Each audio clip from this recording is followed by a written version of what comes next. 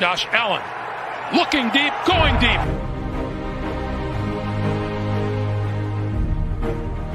Fridays to me, talking about the Bills. What else would you rather be doing? We're hoping to add a new dimension to the Cover One network.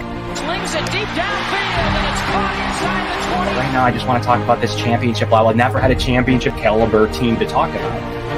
I want to focus more on the storylines each week. What are the big stories going on with the Bills? What are thoughts, commentary? How do these things impact Buffalo? Deep drop.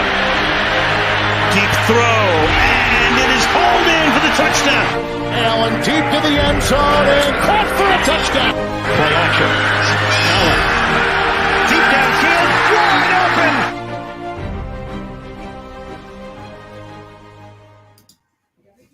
Welcome into a new edition of the Going Deep podcast. I'm your host, as always, Kevin Massare, here with my co-host, Mike Bundt, to talk about training camp, the countdown to training camp, to be specific. And only 23 days here on the clock as we hit July. We're getting through it, guys. This is the last month without organized actual football games in it. August, we'll have preseason. Mike, how are you doing today? I'm doing great. It's a good day so far and excited to talk Bills football as always. Yeah, I couldn't be more excited, Mike. I just think that we're getting around the corner here, right? Like we're getting there.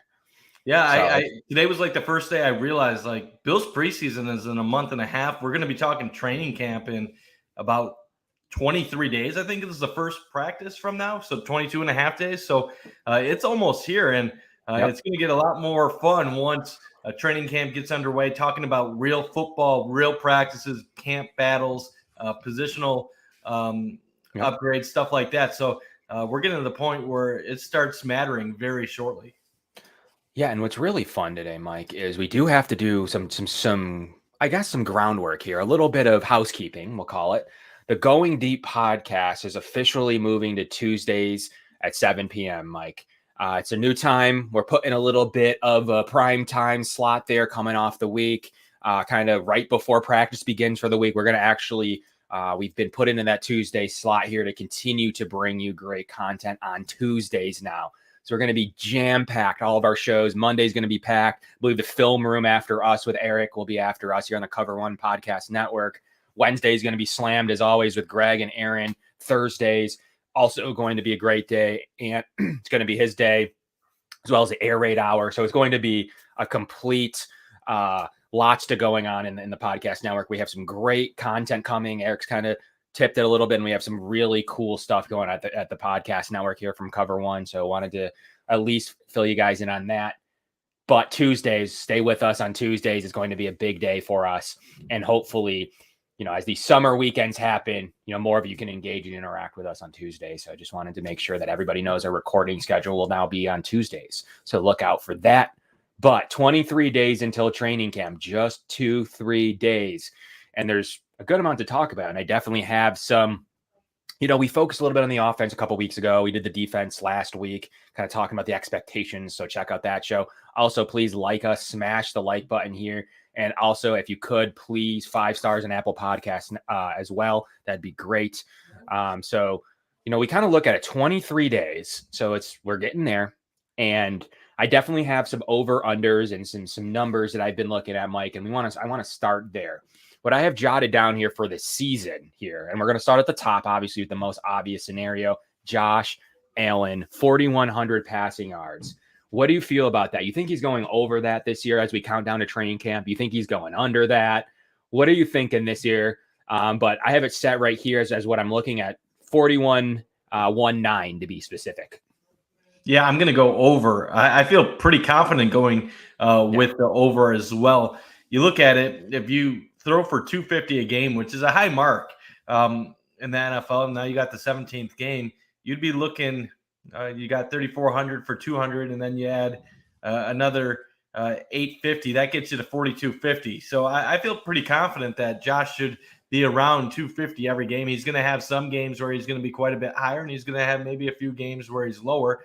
But I think you put in a 17-game season, if he's healthy for the entire year, doesn't miss time, I feel 4,200 is probably the minimum that I would expect him to throw for. So I feel confident with the over. I feel that with injuries, he could hit that. Also, what's funny is plus I want to start actually. We'll stay on Allen for a little bit.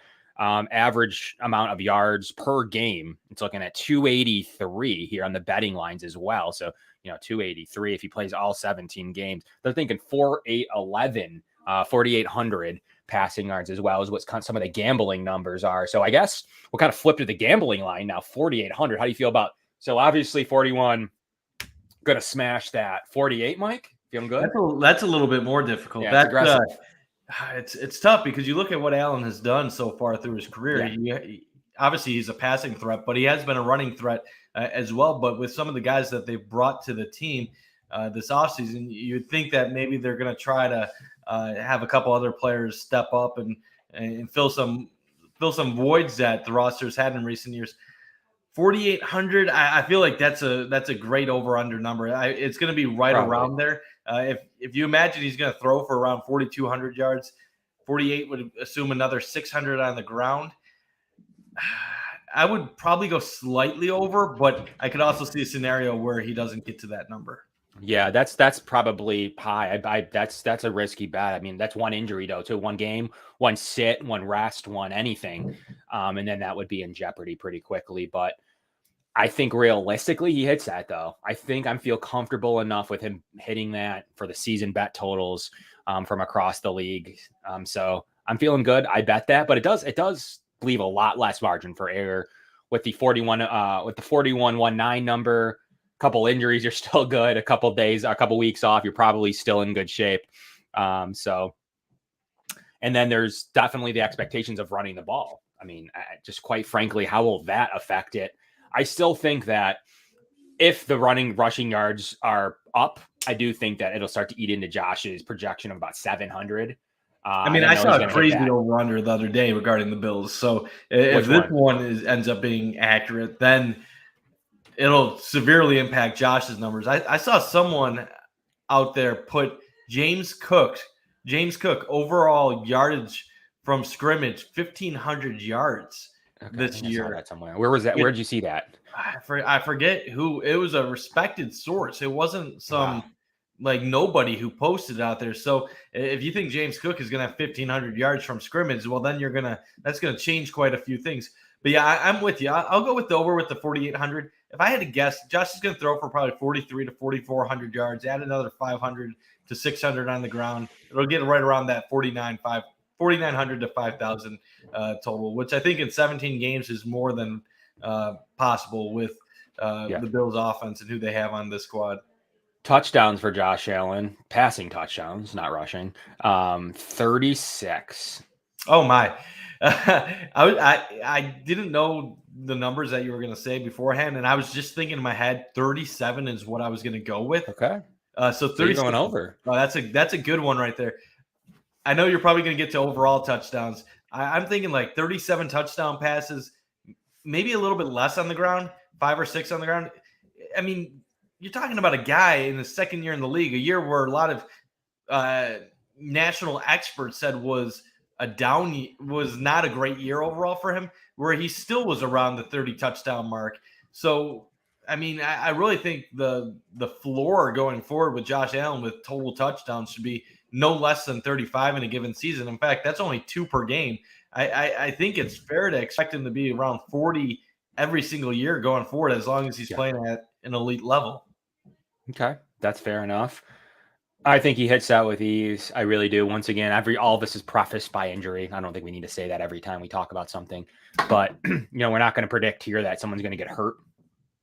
But as it goes for any player we talk about here today, I think he smashes that number. Like, I really think he smashes it. I don't even think it's close.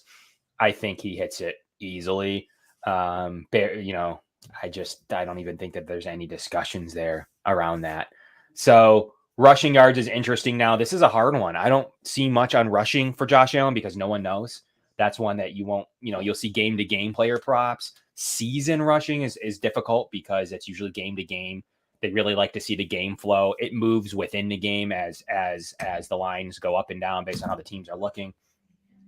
So, for me, it's a matter of What can Josh Allen do on the ground, Mike? I have it set here at 600 yards rushing. That's pretty high. I would go under for that. Yeah. It's not that he can't go over. We saw last year that he can go quite a bit higher than that number. But at this point, I think McDermott wants Allen to run the ball less. That's why you get a running back out there like James Cook. You have Singletary still have Moss as a third option.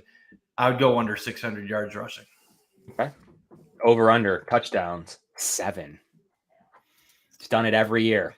That's another tough one because yes, he has done it every year, and if the Bills' running game can't get going, that they'll be dependent on him in the red zone, especially with QB power and all the different dimensions he brings to the Bills' offense. I'm going to go under because, like I said, I think the Bills are going to try to get the running backs more involved this year, and if that's the case, they're not going to be as dependent on Josh Allen to always pick up that 1 yard on every goal-to-go situation, every 3rd and 1, every 4th and inches, stuff like that. So I would expect him to be near it, but a little bit under. Okay, fair enough. We have a set at 13 interceptions. So 13 interceptions this season, Mike. Over or under? That's a good one. That's a good number. Most good quarterbacks still throw double digits interceptions, especially with the way passing offenses are in the NFL now. I think with Josh, I'll go under because I think it really depends. Does he have a bad game or two where he throws 3 or 4 and the Bills get behind and he's forcing things? If Josh plays smart like he has the last couple years, I think he's going to be under that number. I know his interception total last year was a bit high, but I felt overall, I feel overall that is an outlier. I don't really expect him to be above 13 in most seasons. I would expect the INT number to be around 10, 11 at the end of the year. And what's funny is those over-unders for the entire league based on, total ability is number 1. So those are the highest of any quarterback in the NFL. So those numbers are completely the best that you'll see on a betting line. So he's a hard one to bet. I'm not sure how you bet him. You just bet over and hope for no injuries. So season totals for Josh Allen are very interesting as countdown to training camp begins here. Once again, appreciate everybody tuning in to Cover One Podcast Network, Going Deep Podcast. Kevin and Mike here, just getting close to training camp. As we have some exclusive content coming too in the first couple of days of training camp. So look out for that as we get closer to training camp. There's going to be some cool content between cross shows, Air Raid Hour, us, Cover One Buffalo. All of us are going to be doing some cross-platform stuff. So check out for all of that. As we keep going down the list here, and James Cook, I don't have the numbers you have for James Cook. That's an interesting one. Well, total, still not close. So I don't know where that 1,500 number came from, unless unless you think Devin Singletary is just not going to be part of the Bills' offense anymore. That just seems wild to me. If you're saying 1,500, you're saying he's Alvin Kamara, and that's a lot of expectations to put on a rookie running back that never even did anything close to that for the best team in college football over the last couple of years. So, absolutely, that's a very interesting projection. Yeah, you're saying about 900 rushing and 600 receiving, or 10-5, or 11-4. There's no way you could bet that. That's under all day on that number. But I have something more modest here: 375 rushing. Yep. 325 receiving. I like those 700. Yeah, I think those numbers are fair. I'll go over the 375 rushing. I think he'll probably be around like 400 overall. You think about it, that's not really too much to ask for. You're just saying about 25 yards on the ground a game. Overall, I think that's definitely going to be possible if he gets 5-6 carries per contest. And with what the Bills seem to be going towards offensive line blocking wise, should fit James Cook from a running the ball perspective. And then 375 receiving, I'm going to go over with that too. The Bills brought him in to be their J.D. McKissick type player after missing out on him during the offseason. I think James Cook is going to go over 700 yards. The 1,500 number seems just crazy to me, but I wouldn't be surprised if he could go up to 750, 850. Maybe if he has a really great year and is used as a feature back more towards the middle, later part of the year, maybe he can be a 500 type guy or 600, 400 type guy. But yeah, I definitely think if the Bills decide to use him early in the year, he could definitely cross both of those numbers. Okay, fair enough. We've got on the touchdowns level for him 5 over both receiving and rushing total touchdowns. 5 for total with receiving and rushing combined. Yeah. That's tough because you don't know, is he going to be featured in the red zone? How are the Bills going to use him? 5 is it's a small amount if he's the featured guy. If he's not the featured guy, 5 could be a strong number. I don't want to go over with all these guys. I'll say under, just because I'll have to see the Bills feature him before I believe he's going to be the guy that gets the majority of these touches in important situations. All right. We're going to go on to Singletary, and then I want to do some team things, and we'll get into receiver and look at a couple other position groups. But over under Devin Singletary is pretty high. Over under 750 and 206 receiving.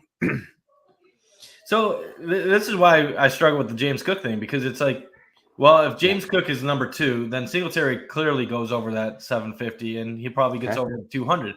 If James Cook is a 50-50 split back, the 750 could be tough for Singletary to get. So, and also you have the whole contract dimension to factor in. Are the Bills going to try to keep Singletary at a certain statistical number to try to keep his salary number in line going forward? So how you think of one is going to impact how you react to the other one. I'll go over right now for. Oh God, I feel bad going. Oh no, I'll go under with Singletary. I think he'll have around 700 yards, and I think he'll probably have another 250 in the air. What's tough with Singletary is he played some of his best football when he was the primary focus late in the season. But when you draft James Cook, you're telling everyone that he's not going to be the primary focus. So if they do a 50-50 where they give both guys the ball a decent amount of the time, both of their stat lines are going to suffer as a result. But I think 700 on the ground is going to be close to where it's at. Hopefully he can keep it around 5 yards per carry. Receiving wise, if Cook is going to be 400, 500, 600, 200 might be right around where Singletary will be. Okay. Josh Allen's official betting line, as we go back to Josh from last segment, 35.5. You can put money on it as of right now, minus 110, 35.5, just to get that out there for anybody that's intrigued by this segment at all. 35.5 is the official betting number as of today. So if anybody's feeling good about that, Josh Allen, feel free, based on what we're talking about here today, by all means, go out there and hammer that over if you guys are feeling pretty confident on the Josh Allen money line for total touchdowns. So Devin Singletary is interesting to me because it's one or the other, right? Like you said. So I don't believe, you can't sit here and saying they both go under is weird, but also saying they both go over is pretty weird. I don't envision that. For me personally, I kind of lumping them together.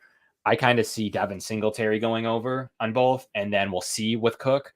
But yeah, it doesn't take much for them to really like what Cook has to offer. You have a borderline next Alvin Kamara, and then absolutely Singletary is going to hit unders on all of these. So that's kind of what is interesting. They do correlate, especially in this category. So that's definitely something to watch out for. One way to look at it is, I don't have the stats in front of me, but if you look at the Bills running last year, what Josh was over 800 rushing, correct?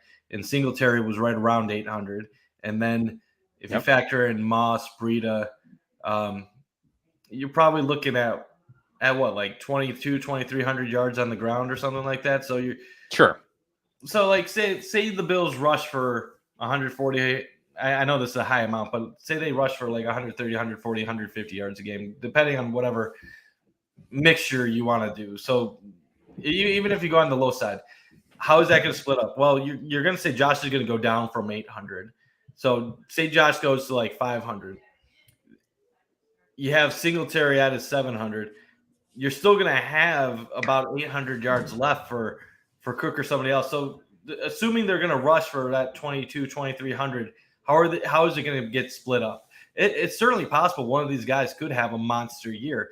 It's kind of like fantasy football going to last year. You could draft Devin Singletary and you could draft Zach Moss, but drafting either of them wasn't a smart choice because you didn't know who was going to be the actual one. So you're kind of taking a gamble in a late round with, I think it's going to be this guy or I think it's going to be that guy.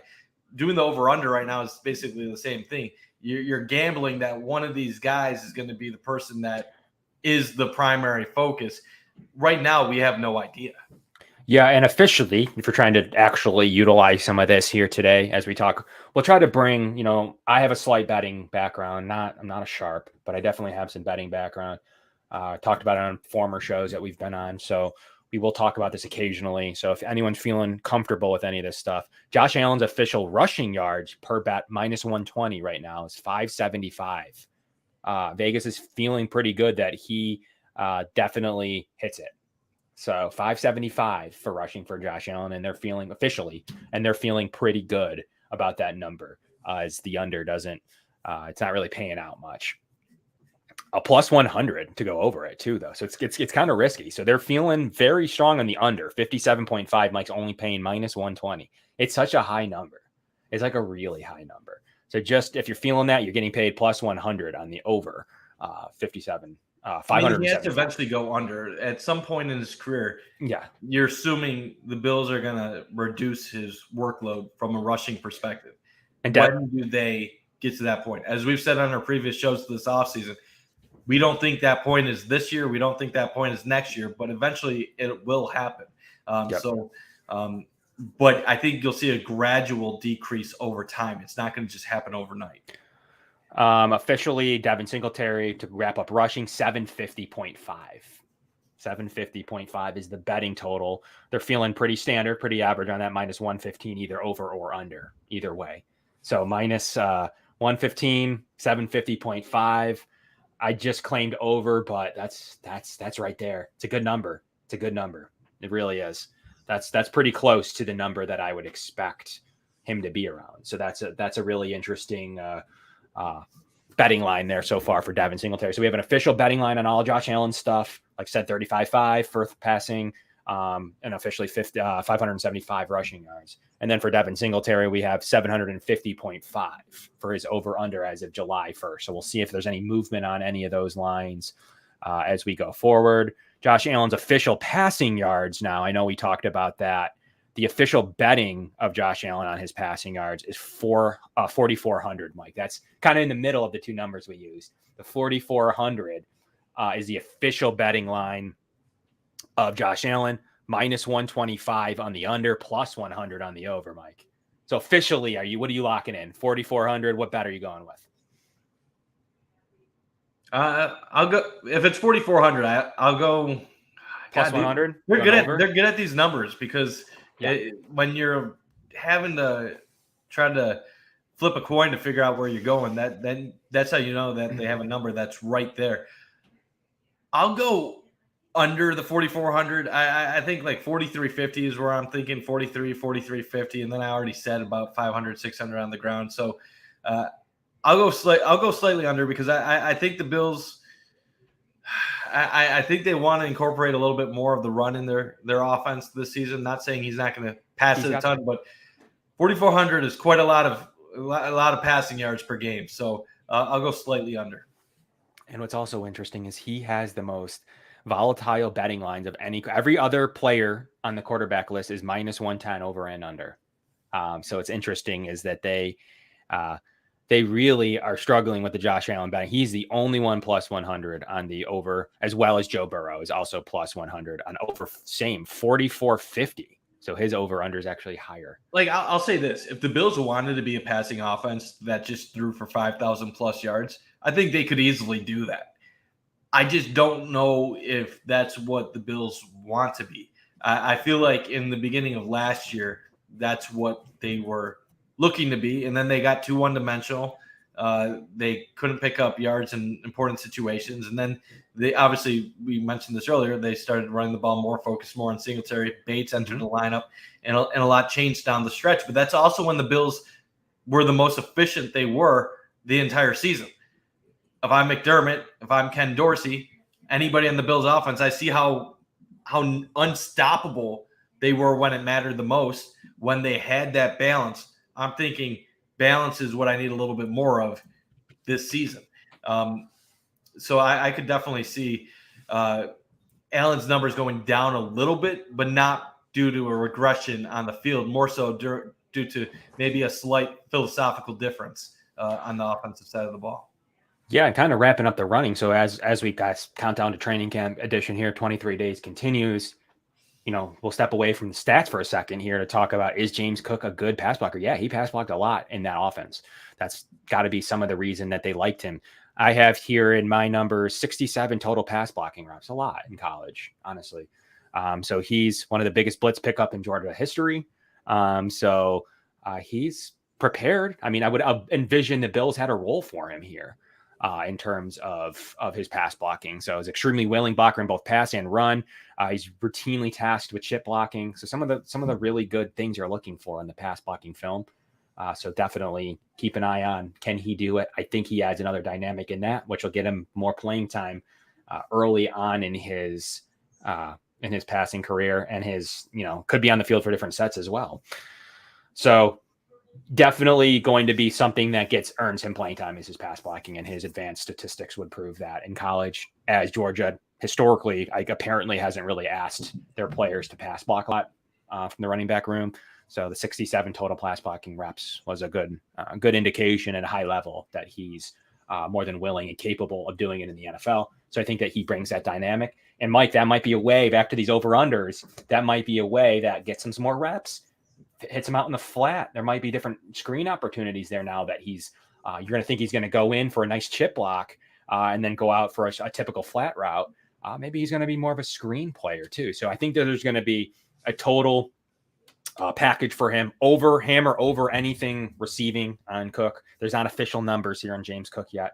But I do think that he's going to bring a lot. The rushing numbers are the one that's a little bit more up in the air. So I said we were going to do it team numbers. This is going to be a little more interesting team statistics, as then we'll get into receiver and receiving yards. But Buffalo Bills plus 6,500, so 650, I should say, to win the Super Bowl. Mike, number one odds. Number two is Tampa. It's plus 750. These are official betting odds. You feeling good? Times 6.5 times your money.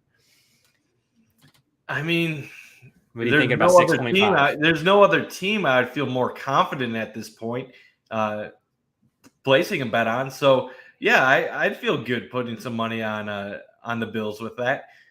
I still don't like the odds overall of them actually winning the Super Bowl. Like we've talked about this on previous shows, you can be the Super Bowl favorite, but that still normally only gives you a 15 to 20% chance of winning the Super Bowl before a season starts. So yeah, I feel confident that they're the best odds of any team right now. Sure. But yeah, what does that really mean long run as far as actually winning a Super Bowl? How many favorites actually typically follow through? I think it's something like 5 or 6 have ever actually gone all the way from preseason favorites to Super Bowl champs. So yeah, I feel good, but not great yet. Yeah, not as good as the chat's feeling. We appreciate everybody tuning in on the chat. Thank you, Fridays. Fridays was a great starting point for us for the last couple of months. Once again, Tuesdays at 7 p.m. now, so tune in to the upgraded time slot here for the Going Deep podcast. We feel we've done some really good work in the first few months and are able to bring you that Tuesday time slot, especially as the season goes. Got some great guests lined up all across different platforms. So you're going to see some A-listers coming in on the Going Deep podcast to break down their teams, because we can know a lot about the NFC. We can know a lot about our own division in the AFC East, but who's better to know than boots on the ground? We can't watch film for, Mekhi Becton every single rep. So what's good is we're going to bring on different people from different podcasts with different personalities, and they're going to bring their chat room in. We know the Jets will come in here roaring fast and furious as we get some Jets talk here in a couple of months. But Keep continuing on one line as countdown to training camp continues. Part 1, +1 right now against the Rams. Mike, how you feeling about that? This one, this is a tough one for me. It's my heart versus how should I really feel. My gut is saying the Bills are going to come out motivated, where they're going to want to shut down the defending Super Bowl champs. Even though the Bills are the preseason favorites, McDermott's going to be telling everybody they have the trophy that you guys should have won last year. Everybody's talking about how they're the best team in football. And I think the Bills are going to come out motivated to really show the world that they are the best team in football. So I feel good. That line I feel even better about, because I'm confident right now that the Bills are going to show up and play well that game.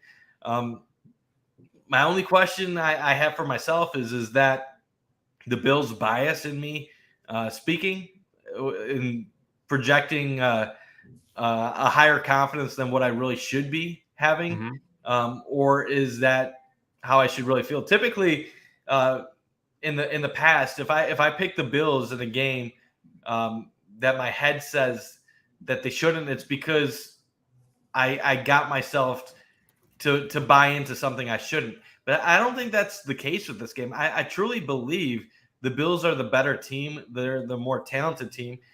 I give credit to the Rams, but they were the 4th seed in the NFC last year. And yeah, I don't think the Rams are as good as what their final result was last year. They have moments where they are kind of mediocre offensively and let their defense carry them.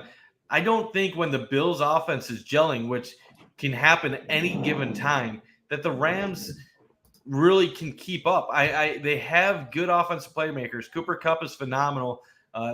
Obviously, Matt Stafford has really helped improve things for them. But if the Bills bring their A game, I don't think the Rams can keep up. And we saw Cincinnati almost take down the Rams in the Super Bowl. And I really don't even think Cincinnati is a top 5 to top 7 team in the NFL entering this year.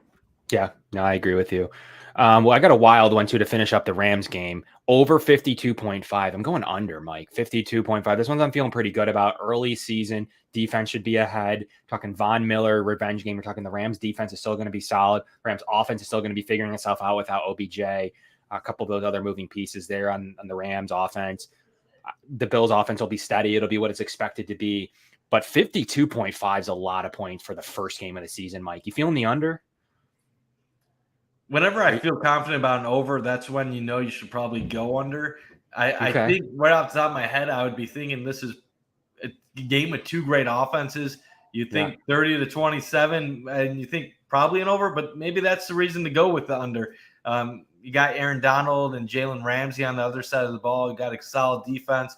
And then obviously the Bills have Von Miller and the guys ready to send the dogs at Matt Stafford. So, yeah, I could see the under here. And this game could go either way. It could be an offensive shootout, or it could be a 20-17 low-scoring game early in the year where offenses are off to a slow start against 2 of the top defenses in football. I like the number where it's at. Another case where, Vegas gets paid to put these numbers where they are. If it was easy, everybody would make money off of these. So definitely not the case. I like that line right there with the 52.5. I like it too, but I'm feeling under. I'm feeling pretty good about the under on that one. I think the defenses get after it. I think the Bills defense will be downright dominant, especially early on. Hopefully they continue that stretch this season, late in the year, as well as the playoffs.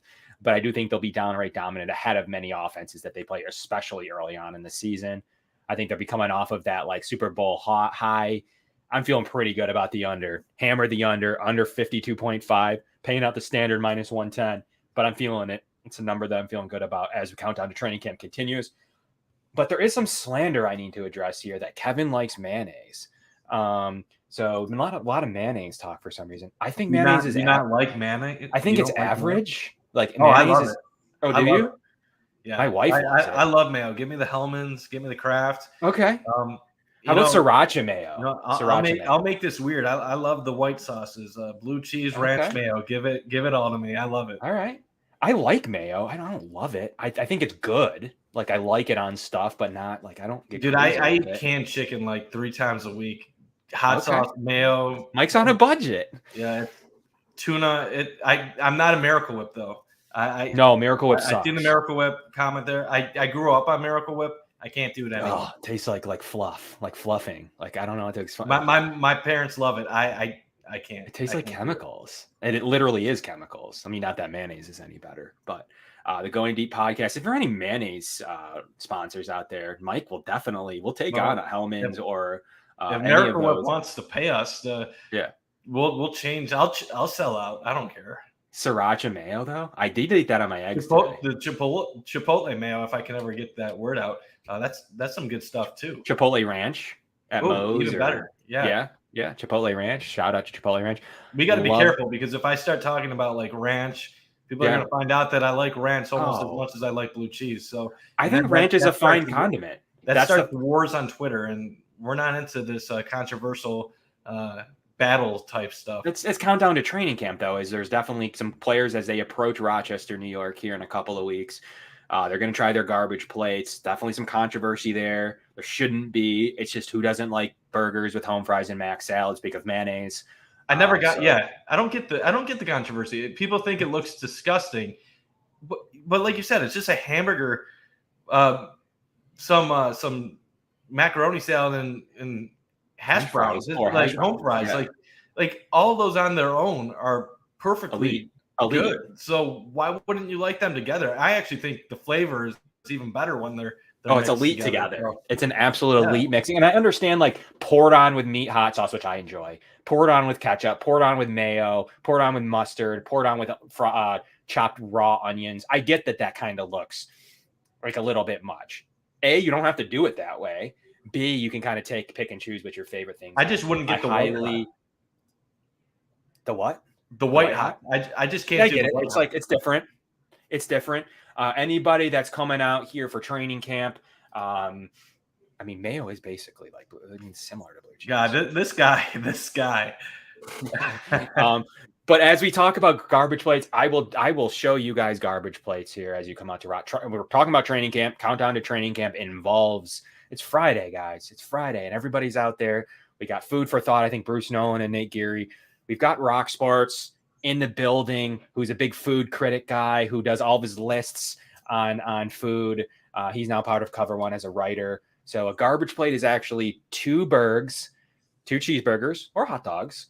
On the bottom of those 2 burgers, you're going to have a row of mac salad and a row of home fries. You can sub it out, baked beans if you like baked beans. You can go French fries. You can go tots. You can go a plethora of a few options there, but that's the standard traditional. And then on top of those burgers, you get the homemade meat sauce, as well as you get the ketchup, onions, and mustard traditionally. Nothing else traditionally goes on that. But you can take and leave any one of those. I'm a huge onion hater. It's one of my least favorite things in life. I will leave the onions off, but absolutely people do it. It does get a little sloppy as you do the ketchup, mustard, and onions, but that's traditionally what a garbage plate is. And my guy here in Brockport, Jimmy Z's, makes a very good plate. You got Wimpy's and Gates. You got Penfield Hots, Henrietta Hots. You got some of the best ones. You got Dogtown, Nick Tato's, which is kind of like Anchor Bar. People. What? I got to shout out Parrington Hots. Parrington Hots. Wow, way out in Victor. Good for you, man. That was my home for a year out there near Fairport. So I lived right next to the Parrington Hots. Used to get a milkshake and a plate, and that guy that said 10,000 calories in 10 minutes. Well, it definitely feels like it. Not far off. Yeah, I mean, we got them all out today, guy. We really appreciate the very lively chat of food chat. If food chat is where we want, you guys would rather talk about that countdown to training camp. Got you all the numbers you want if you want betting stuff. You know, we got our trolls out today. We got our fans. It's a good mix today. I mean, Buffalo is known for what food? Who knows what Buffalo is known for? Probably like I don't know, chicken fingers, sunflower butter, right? Sunflower butter, right? Yeah, it's definitely not wings, not beef on weck or anything like that. So, seriously, everybody, come out and try. We're making 4th of July this year here, the Massare household and beyond. We're going to be doing garbage plates. I'm going to make my famous homemade meat sauce. I'm going to be tweeting out what a real garbage plate looks like. So please tune in. And it's, we got to have competitive shows Yeah, we got to have competitive shows. So I'm gonna actually bring good food takes though. Not that Nate's great. Nate's definitely good. I mean, like we've had other controversial food takes here. Sports Rock is known to put out some controversial takes. We're gonna give you the good takes. Like I'm one that loves blue cheese. I think it's elite, absolutely elite. Like it's just a joke. But I will say, jarred blue cheese is not good. Like Ken's blue cheese is just not that good. Homemade blue cheese, it's got to be homemade, or I don't believe you. I don't trust you. I'm pretty cool with Ken's blue cheese, so It's not good. It tastes like chemicals. I'm not gonna hate. That's what people eat across the country when they have blue cheese, and they're like, blue cheese sucks. Well, yeah, because you're eating like craft blue cheese. Like it's just not that good. So really elite blue cheese is homemade from your local pizza places, from Franco's, from wherever it is that you go. You know, hey, I got a take for you. Pineapple is great on pizza. Oh my God, those are just rocky takes. I mean, I don't know that I hate it, but it's just like a unique take. Like it's something that your personal palate likes. I had a Bella pizza today with pepperoni and pineapple, and you know what? Amazing. And chicken fingers on the side with blue cheese. That's how you get fat like me. So that's when you eat that diet. That's how you can get nice and big. So yeah, and if you want all their bad food takes, follow our own Sports Rock. You can find him at Sports Rock too. Once again, a new contributor here to Cover One. We have some great new contributors. Welcome Greg Vorse as well. Greg Vorse, lots of TV experience across Buffalo. Now part of Cover One. We really have a great team building. We got a couple graphic designers here now in the house. So just a completely good all around. So we're going to be bringing you some of the best content in here. So appreciate the pineapple take. Like, I don't think I hate it, but it's definitely not something I go to. Well, Vlad knows it. Vlad knows all about it. It's great. How about garbage plate pizza, which is one they're doing this year, Mike? I actually have had that before. Garbage plate pizza is good. Yeah? How you feeling about it? Damn, like talking about food in Buffalo and Rochester, it's no wonder, like not to be insulting, it's no wonder like why a lot of us are fat up here. Right. We eat the most unhealthy shit. Pardon my language. No, it's fine. We eat some of the fair. most unhealthy food anywhere. It's fair. We do. Like, there's no doubt about it that we do. And what we're going to do now is, I mean, what I want to bring up on the screen for you. I appreciate everybody. July 1st. Everybody have a happy holiday here coming up on Monday. So we're going to get weird. The chat got weird. We're going to talk about food here on the Going Deep. We're going deep. So we're going to talk about it. I do want to bring up a garbage plate. I can't believe that there's so many people in here that don't know what a garbage plate looks like, Mike. So we're going to bring that up to kind of show the infamous garbage plate and what it's able to do. So make sure you get one if you come out to training camp. Like, I need you guys to firmly go out and get it done for me. I think the thing that throws people off is the meat sauce. Mike, do you eat meat sauce? I don't. I mean, I'm cool with it. Okay. I don't know how to make it myself, but I'll have it when I go to a place. You'll get it. Yeah, I'm fine with it. Yeah. Okay, I like that. Let me bring up one that I'm gonna bring one up now, and we're gonna talk about this for a minute. I got to get a classic one. I can't have any of this additional upgraded plates that aren't what people generally eat. So we're gonna bring one up, Mike. So while I do that, what about, we'll get in the garbage plate here in a second, but transitioning back for a minute to the Bills, and that's what we're all here for. How is everybody feeling about St. John Fisher? As we kind of talk about big scale, we're goofing around about food. What do you guys think about St. John Fisher? Like, we want comments, we want thoughts, we want theories. We're going to do some great things around St. John Fisher this year for Cover One and Going Deep podcast. We're going to do some great crossover content. Mike, how are you feeling about back to Fisher? Josh Allen says he loves the dorm atmosphere. He kind of has that small town feel. How are you feeling about the team getting back together, that close quarters, that camaraderie? Yes or no? I'm for it. I don't think I realized that I missed it until the last 2 years during the pandemic when we didn't have it. I don't need to have it, but I enjoy it and appreciate it more now. So I was never one of those guys when I was younger that would drive to Rochester to see training camp because you honestly could just turn on the local news at 11 o'clock, see some highlights. And for the most part, you can go on Twitter, get updates and stuff like that. But the last 2 summers in August, when training camp was held just at the Bill Stadium and they had limited access to reporters, made me realize without Rochester, without the open camp, it's really hard to get an idea what's going on with the team until basically the start of the regular season. I felt like I didn't get the amount of information that I normally rely on to keep myself connected. And even though you could say, what does it really matter to a casual fan, what's going on in camp?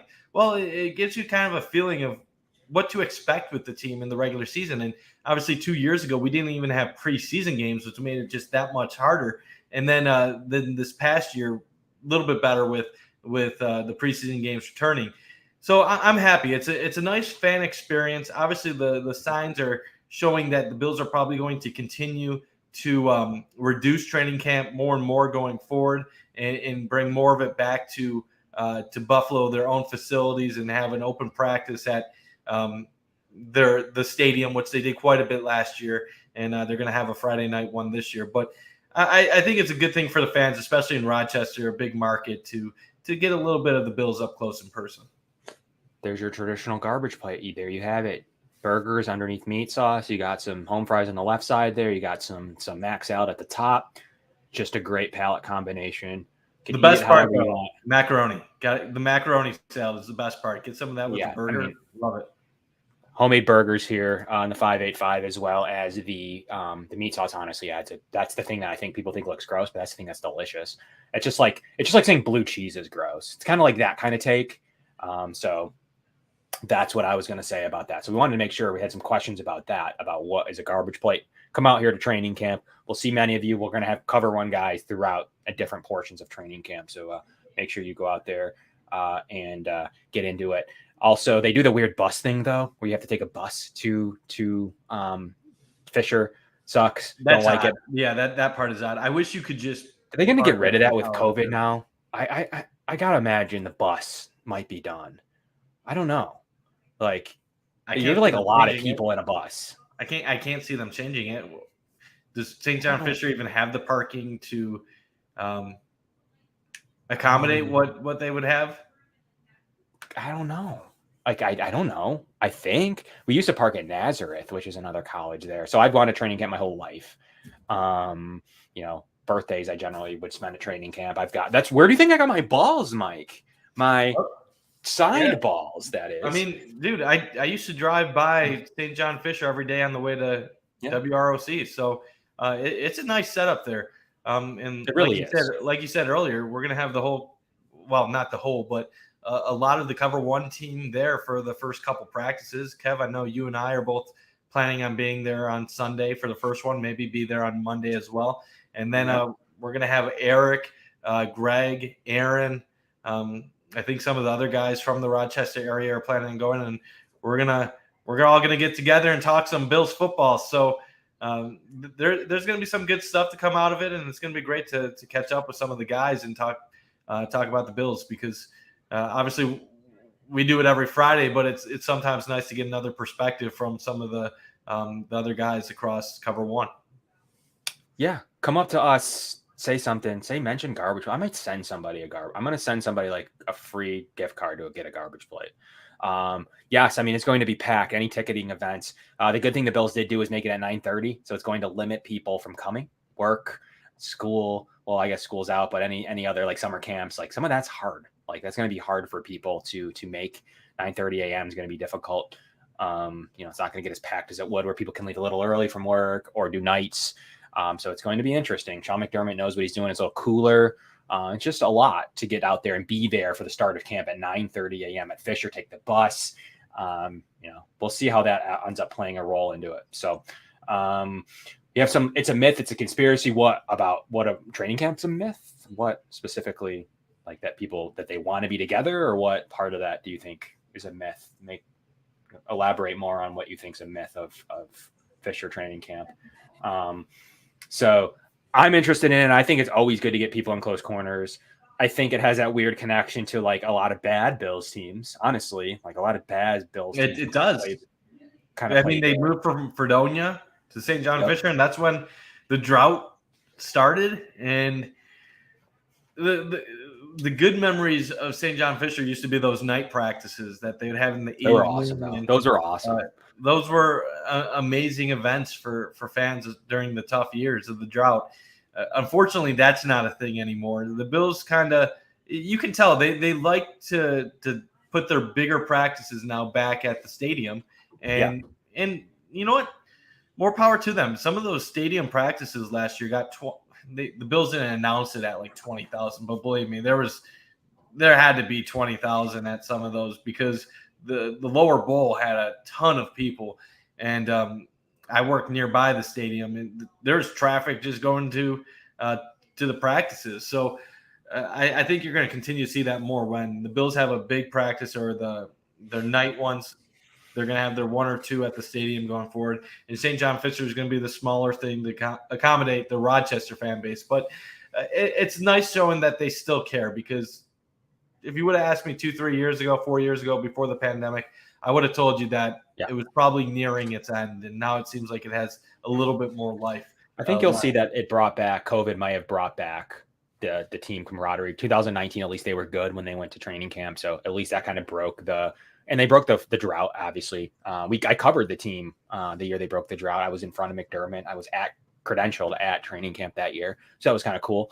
But 29, so they had recent good years there. So it's not completely cursed. So I think that we're going to see some really, you're going to be up close and personal with a Super Bowl potential team. That's really cool. We were always around bad teams. I have like Felton Huggins. I got like some names in here that, were cool, but we'll see.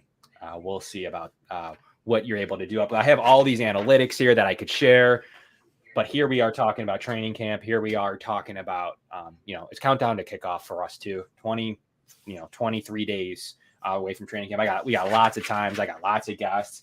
We got a lot of things we can talk about when it comes to that. But I do think it's kind of cool to kind of take just like they do in the dorm rooms, kind of take the hat off for a minute and kind of just talk about what training camp means to this team as part one. This is part one of a presumably fairly 2 or 3 or 4 week series here of countdown to training camp. And then leading up to our crossover content, make sure you smash like. That allows us to do crossover content, allows us to get together as a unit and do things across all of the Cover One podcast network. So appreciate that.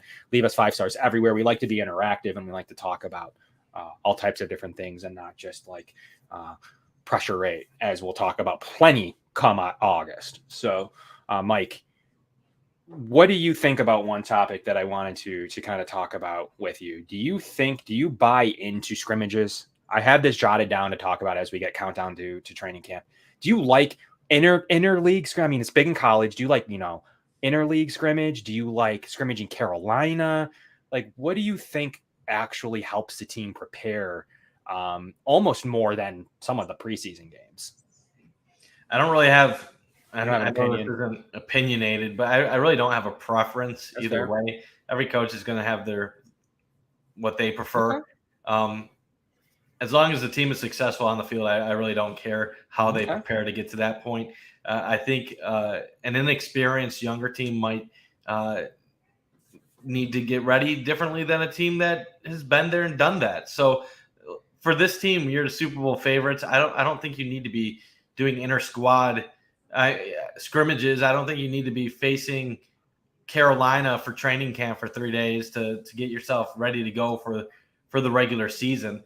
I think you focus taking care of your own business, focusing on your own camp battles and doing what you need to do to improve. If this was a younger team, if this was a team that maybe in the past wasn't getting the most out of their talent, well, then maybe I would have liked going up against Carolina, getting some of your anger out on another team and in battling. But with this squad right here, just take care of your business and in St. John Fisher. Don't worry about battling and fighting and all that other stuff. I know fights get attention. They're fun, but just focus on your own business, not getting hurt, and then being ready to take it out on other teams once the regular season begins. Yeah, I agree. And I agree here too with Jeremy Poyer. Like, I agree with that as well. I do think that you get comfortable, you're closer quarters, you play video games, you unwind, you do a lot of things off the field, almost more, especially with those 9:30 practices. They're out getting food, they're out, hanging out, they're kind of bonding. I don't know what the rules are with leaving the dorm. I don't know how any. I mean, they're professionals, not students, so I'm not sure how any of that stuff works. But I would assume that they're able to kind of do whatever they want as long as they're back healthy, ready, and prepared for practice the next day or the next following couple of days. But tailgate, I want to talk about one more thing, tailgating, as we get into kind of the wrap here on part one. Mike, do you have any tailgate traditions that you like to do? Do you have any like tailgating equipment? Do you go subs? Do you go grill, little camper grill? Do you go a Yeti cooler? I just got a Yeti cooler by my wife. Shout out that, by the way, for my birthday's in August, but we got it early so we could use it, for things like potentially, people tailgate at training camp. I've seen it, or preseason games or beyond, depending, but definitely something cool to have. So shout out, going to utilize my Yeti cooler. But Mike, would you have any kind of cool traditions, anything you like to do, anything special you grill every week or buy, or let me hear it? Yeah, so I don't do anything real special, but obviously I told you guys I'm a season ticket holder. I go to all the games with my wife and my sister, which isn't the most exciting crew, but we enjoy it. We have a good time. I bring my grill, my portable grill to every game. Typically, we'll do something like burgers or sausage, and I love getting the steak tips, and then we get some A1 and blue cheese, which is nice to dip them in. Typically, we'll do that. We'll switch it up. Like there's some games last year where we'll get the non-pizzas from Wegmans and grill those, or pierogies and wing dips and stuff like that, and mix it in. Obviously, got beverages and drinks, Yeah. but we're more on the chill side. We'll get the chairs out. We'll make some food, talk, relax, maybe get cornhole out once in a while, but nothing on the extreme side. But back in the day, one of the people I tailgated with, he was a machine, a monster. He actually, guys moved up in the world. He's actually working for a college football program right now, D1. But this guy, man, he was a machine out there. He knew everybody. He knew Pinto Ron. He knew everybody that was anybody back at the Bills tailgates. And I used to love it before they blacktopped the Bills parking lot, back when it was all stones and you could park anywhere you wanted. You could start a fire in the middle of a lot. It was a wild scene back then. You didn't know if you fell down, if you were going to fall in a glass bottle or something like that. Now it's a way more organized, less chaotic. They tell you where to park, where to go, and it's a little bit more policed. But if you go outside those fences, you go in the grass lots, you can still find some of that craziness. Maybe somebody jumping on the table or starting a fire, and not the safest place. Which, as bad as that sounds, sometimes it can add a little bit more excitement to your tailgate. But a little cornholio, Mike. A little cornholio. Yeah, I'm on the tame side. Anybody that tailgates with me, the worst they have to deal with is tipsy Mike, maybe sticking my hand out and doing something weird or something like that, but nothing crazy. Okay, fair enough. Got to ask. Do you have a special lot you like though? That's a big question. I just go in the main lot right on Abbott. I've always done that. I'm just used to it. So that's where I try to go. Which lot though? Like behind the stadium, like south side?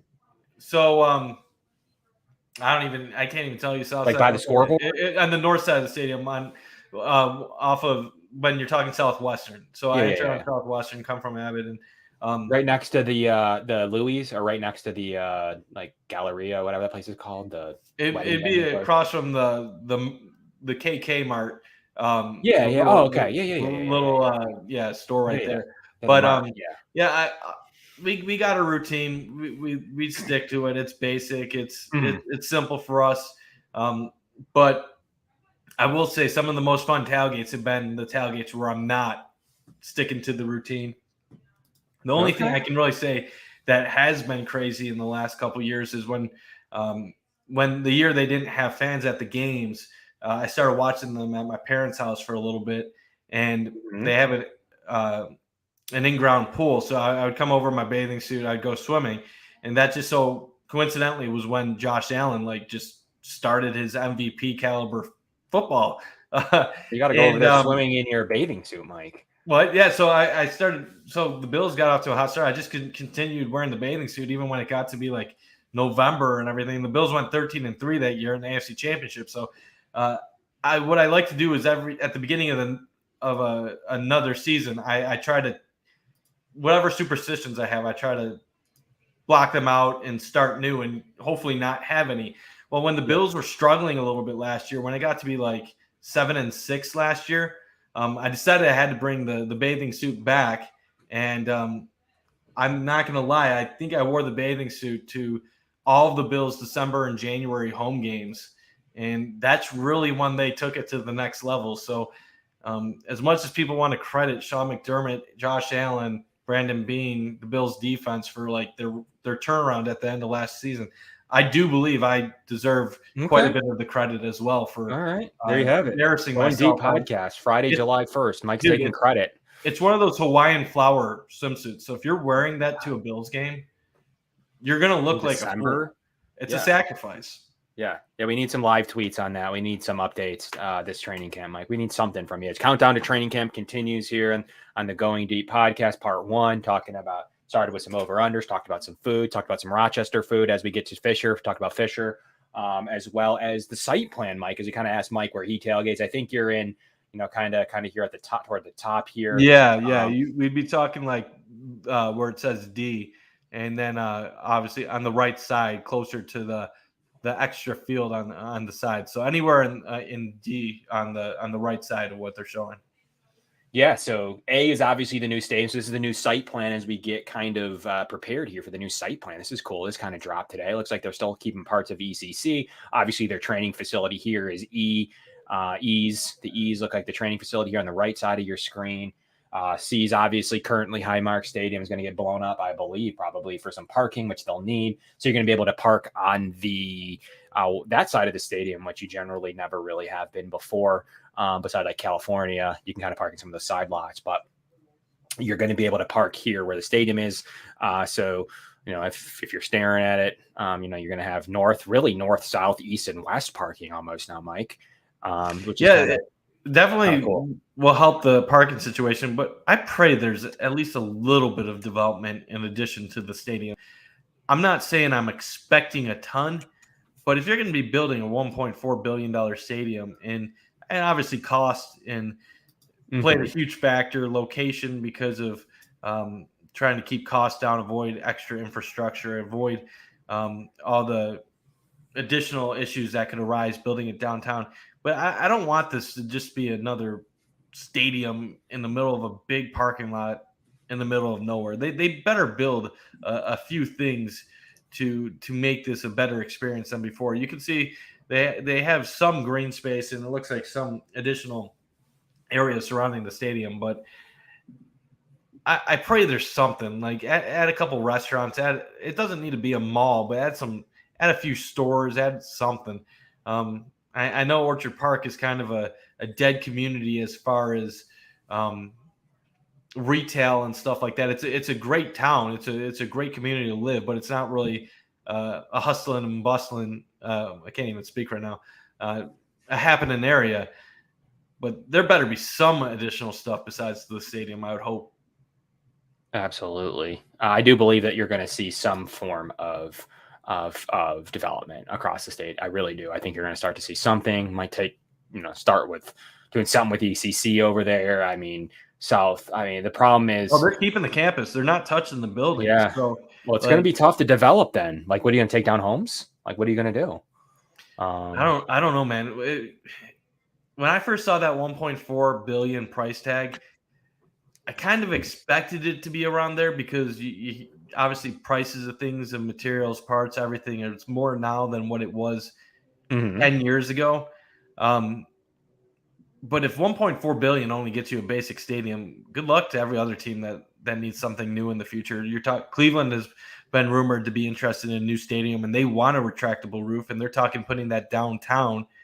So are we going to get to the point where places like Cleveland now have $2.5 billion stadiums in the future? Places like Tennessee have $2+ billion stadiums, and we're just going to do all this just to build another stadium, just to say we have a new stadium. I mean, that to me, that would be disappointing when you're putting all this public funding. You want to get something out of it. It would be a little disappointment if this is just another. And I'm not expecting it to just be basic. And obviously, this adds another 30 years, supposedly, to the Bills being in Buffalo, which is ultimately the most important thing, is them staying in the 716. But for the fans that are going to, especially the season ticket holders like myself, that are going to pay a large portion of PSLs and higher ticket prices, I would expect the Bills to make it worth our while. Because you look at a lot of these other stadiums, they're palaces. I'm not expecting this to be a palace, but I don't want it to just be a slightly better experience at Bills games. This has to be a vastly improved experience for fans. Otherwise, they have no incentive to continue paying these. I mean, the ticket prices have been fair in recent years, but if you're going to double some of these tickets, the incentives aren't going to be there, just even if the team is great. Fair enough. There you heard it from Mike about Mike's feeling on the stadium and stadium development. So thank you, Mike, for kind not of to be controversial or anything. No, I'm just hoping this is fine. Recent. Like, you hear positive things about it, but knowing this community, knowing what the Buffalo area wants, if this is just an average basic stadium, there's going to be a lot of disappointment. Yeah, I think that's fair. Did have a final nugget I wanted to talk about, the receiving. I said we would talk about that later. We will now. Really just two players right now to get to that have official numbers for. Stephon Diggs, 1,100 yards, over under, Mike. Over.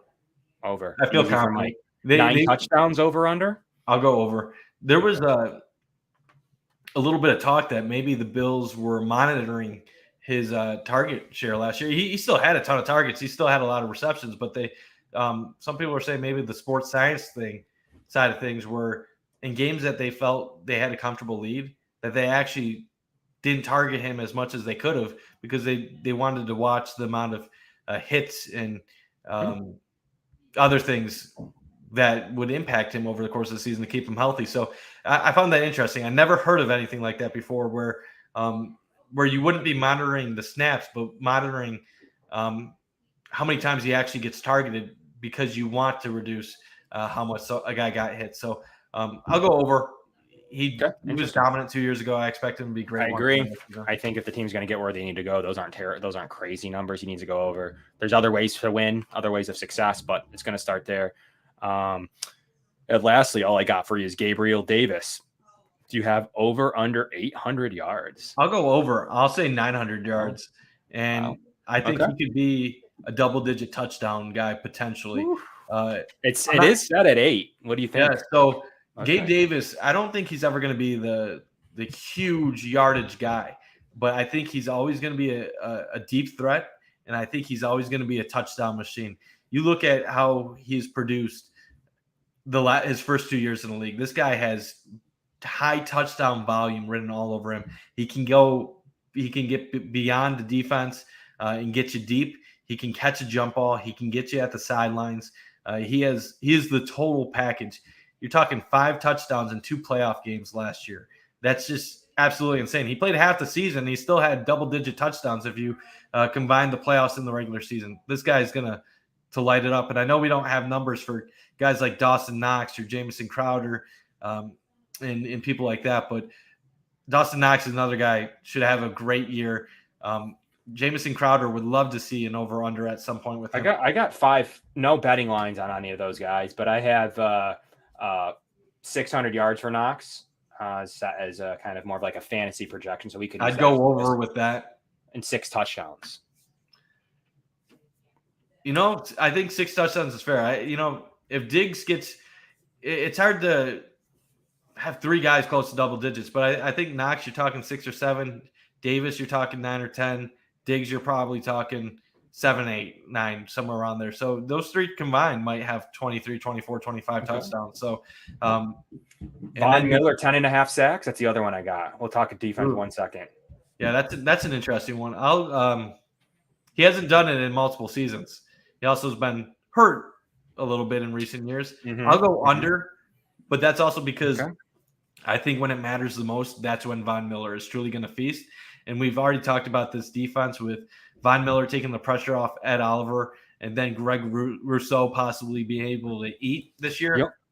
Do you know what's funny about Maybe that? Von doesn't get the 10.5, but maybe Ed Oliver and Greg Rousseau end up having very He's productive. only done over 10.5 once since 2016. He went 10 in 17, 14.5 in 18, 8 in 19, hurt in 20, 9.5 last year between his two teams. He did not. So he's only done it once. But you know what? It goes back to those pass rushing stats. He might not have had the sack totals last year, but he was still premier. But then he did it Yeah. 5 out of 6 years from 11, his start of his career from 11 to 16. I mean, we're not talking about 22, 23, 24-year-old Von Miller anymore. He's not. So you're The feeling guy that- he's not the guy- he's not the guy you're that's gonna feeling be- 8 to 10, 8 to 9. I think 9 or 10 is fair number. Okay, so I 10 don't think and you're a half going to see him be a 17, 18 sack guy, but it's not like he's ancient either. Like if he has 13 sacks this year, I won't be surprised. It's just what's the plan? Fine. How are they going to attack it? Five Greg Rousseau and 4 Boogie Basham. That's kind of the last things I got. 5 for Rousseau. 4 for I Basham. think he's going to go above that. I don't think Rousseau is ever going to be the sack guy he was in college, but I think he gets a good amount of cleanup sacks. He's normally in the right position to take guys down when players like Miller or Oliver force someone up in the pocket. So, yeah, I'm going to say over for Rousseau, maybe 6 or 7 this year. Boogie Basham 4. That seems like a strong number for a player that not many fans are high on after his rookie year. If he goes above last 4 year and 2 in the playoffs, right? Yeah, if Boogie Basham goes 5-6 sacks this year, being a backup D end, I think you would have to be pretty happy with that. Mm-hmm. Okay, there you have it. I think a fun one would be the only other one I got jotted down here is 1.6 over under. I don't know how you get 1.6. So 1.5 interceptions for Kaiir Elam. I'll go over. 2 interceptions is not a lot to ask for in a season, especially when you're playing across from Trey White, assuming that Trey White will be healthy for at least half the season. If teams are targeting Kaiir Elam because he's a rookie and they want to see what he brings to the table, he should have at least a couple opportunities to bring down a pick. I think it's actually sometimes easier early in your career to get those interceptions than it is later in your career because they're going to target you more. So, yeah, I think 2 interceptions. That's a fair number for. And Ed Oliver's 4.5 sacks. Oh, I'm going over with that. Okay. Like I said earlier, Von Miller on this team tells me Ed Oliver is going to have some time to feast. And if I think Ed Oliver is the real deal. I don't think he's like a 10 sack defensive lineman, but I think he's a guy that could get 6-7 sacks. And total team 44 sacks. I'm going over. I'll go slightly over. I mean, 44. Back in 2014, when Doug Marrone and Schwartz were leading this Bills defense, they were in the mid 50s back then. I still think those defenses were some of the most dominant defenses in recent years. Like I know the Bills were number 1 in a lot of statistical categories last year, but that 2014 defense is probably one of the best I ever recall in the last 20 years. So if this Bills defense can get over 44 sacks, they're going to do pretty well with establishing themselves as one of the top defenses in the league once again against a much tougher schedule regarding offensive opponents. Yeah, I believe so. I think that's why the over-unders are kind of weird. You don't really know which cornerback's going to do what, who's going to get targeted, who's going to get hurt. So that's really tough to set some interception totals for those. And definitely, yeah, it's going to be interesting to get creative for turnovers because they get less opportunities versus when they were earlier. Absolutely. So Kaiir might go over that number pretty easily. But Trey's is interesting, 1.9. So for interceptions? Yeah. Does he get thrown at enough? You know, why do you even put it at 1.9? Like that's like you're basically saying you think he's going to get 2. Right. At that point, just go over. Right. Just set it at 2 because then he needs 3. Yeah. Twos. But it will. I mean, it'll probably once you can, if you can, and once you can bet on that. I don't know where player props will be for player interception per team. But I would bet it would be set at more like 2, especially with his injury and stuff.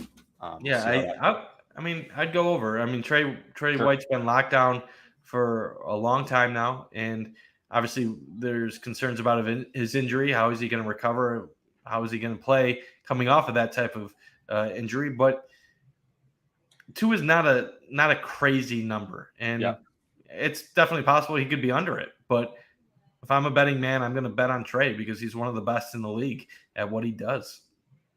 Yeah, I mean, there might be some psychology there. 1.9 doesn't mean any different than 1.05 or on 1.1. So, I mean, I don't know. Maybe they want you to, they're trying to lean over, trying to get you to bet the over on that.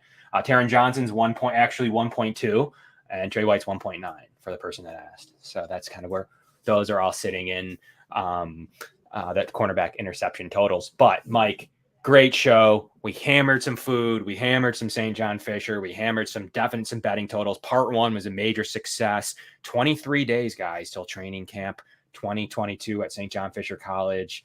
And the Going Deep podcast, but the Cover One podcast. Now we're going to bring you some great content all year. Tuesdays at 7. So please, Tuesdays at 7.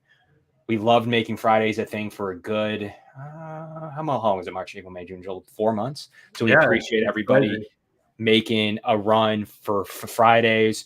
And Fridays are open. So if we need to jump in on a Friday, if for some reason we have a guest or we got something going on, we'll see Fridays again at some point, maybe as the season in the fall kicks off and we have some guests that need a Friday or something, or it's really gonna do some cool previews. But now it'll be Tuesdays at 7. Look out for our training camp coverage in part 2 next week of Countdown to Training Camp. So we really appreciate everybody tuning in here late and on a holiday weekend. Everybody go out, enjoy, be safe, have a great holiday weekend, 4th of July, and enjoy your family, enjoy your friends, enjoy anybody that you're going to be around. So for me, I'm looking forward to all this, Mike, and really looking forward to what the future holds, and especially being at Fisher with the crew. So once again, smash like, rate us on Apple Podcasts. That'd be awesome to me. And really appreciate everybody tuning in here on a Friday. But from the Going Deep podcast, Kevin Massare, Mike Bundt, we'll catch you guys new shortly here on our Tuesday edition. See you soon. Josh Allen looking deep, going deep.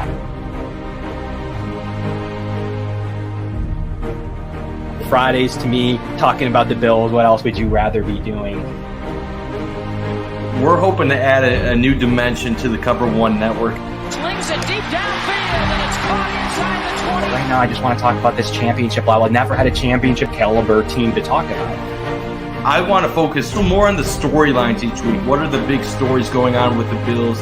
What are thoughts, commentary? How do these things impact Buffalo? Deep drop. Deep throw. And it is hauled in for the touchdown. Allen deep to the end zone and caught for a touchdown.